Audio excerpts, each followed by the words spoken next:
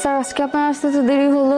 কই, আমি তো ঠিক সময় আসছি। না, আজকে আপনার দেরি হয়েছে। আমার 5টায় আসার কথা, 4:58 বাজে। আপনি শুধু আপনার রাস্তাতেই দেখলেন, কিছু মানুষের অপেক্ষা দেখলেন না। বুঝলাম না। কিছু না, চলেন ভেতরে। মিমি, জি স্যার। কি? আমি কখন থেকে আপনার জন্য অপেক্ষা করছি, আপনি আসবেন আর আমি আপনাকে দেখবো। সরি, পরে দেবো। বই দাও। পড়ছিলা? হ্যাঁ, হোয়াট ইজ ফেমিনিস্ট ক্রিটিসিজম? এই একটা ছাড়া বাকি সবগুলো পড়েছি। Figurative language. বাকি সবগুলোর ভেতরেই একটা ছিল না। আমি জানি আপনি কি করবেন, কলটা নেই। তোমাকে কি দিলাম? বাড়ি। ব্যথা পাইছো? কারণ আমি তোমাকে ব্যথা দিইনি। কি দিচ্ছি? লজ্জা। যেন তুমি একটু লজ্জিত হয়ে ঠিক মতো পড়ো। তুমি সমগ্র শিক্ষার্থীদের মুখে একটা চুনকালি, কলঙ্ক। অনার্সে পড়ো, তার হাতে মার খাও। আমি বিশ্বাস করি লজ্জাটা তোমাকে বহু দূর নিয়ে যাবে। একটু লজ্জিত হও। আমি 2টা প্রশ্নও পারতাম। বলো না কেন? পারলে তো আপনি টাচ করতেন না।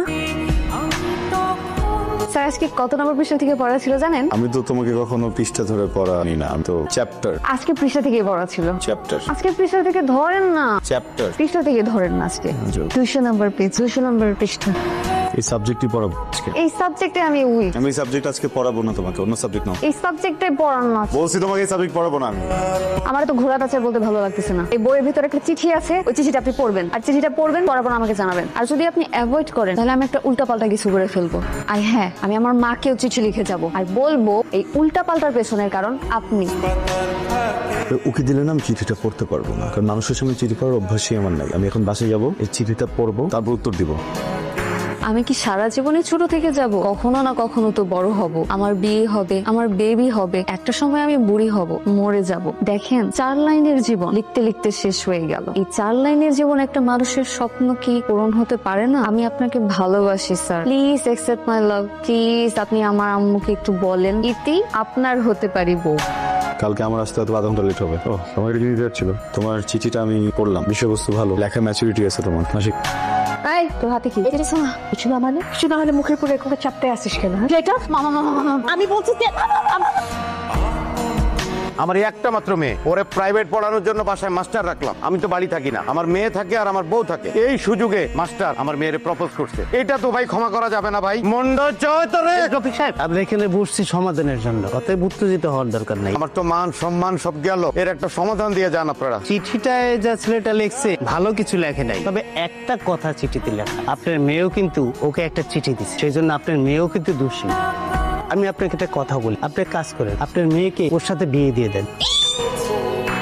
আপনি কি আমার উপরে এখন রেগে আছেন? রেগে থাকাটা কি অস্বাভাবিক? না স্যার, কিন্তু আমি তো এখন আপনার ছাত্রী নাই, আমি তো আপনার বউ। তো অপ্রয়োজনীয় কথা কেন বলো তুমি? প্রয়োজনীয় কথা যদি না থাকে আমার সাথে কথা বলবা না, বোঝা গেছে? চুপচাপ এখানে শুয়ে ঘুমাও, আমি আছি ওদিকে।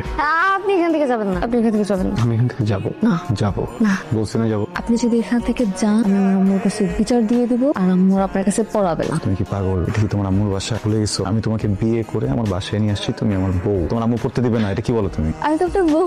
আচ্ছা, আমি বউ হিসেবে আপনাকে একটা রিকোয়েস্ট করি, এইভাবে বলেন আগে রিকোয়েস্টটা রাখবেন। কিভাবে? মাথায় কসম দিয়ে বলেন রিকোয়েস্টটা রাখবেন। আরে কি করতে? হাত ছাড়ো। আমি কসম কাটি না, ছাড়ো। না না প্লিজ। কসম কাটি না, আমি হাত ছাড়ো। না, বলো রিকোয়েস্ট। আপনি আর ছাত্রী পড়াতে পারবেন না। স্যার স্যার শুনেন না, একটা কথা বলবো। স্যার আজকে আমরা একটা নতুন চ্যাপ্টার শিখব। হ্যাঁ, আর চ্যাপ্টারের নাম হচ্ছে লাভ ইচ আদার। আপনি বলেন আমাকে অনেক ভালোবাসেন। আমার মতো মেয়ে পাওয়া আপনার 14 গোষ্ঠীর সৌভাগ্য। ঠিক আছে, তুমি আমার বউ, আমি তোমার হাজব্যান্ড, কিন্তু আমি তো একটা ইন্ডিভিজুয়াল মানুষ, তাই না? তো আমি মানুষটা সারাদিন কাজ করার পরে এসে যখন ঘুমাচ্ছি, তুমি কিন্তু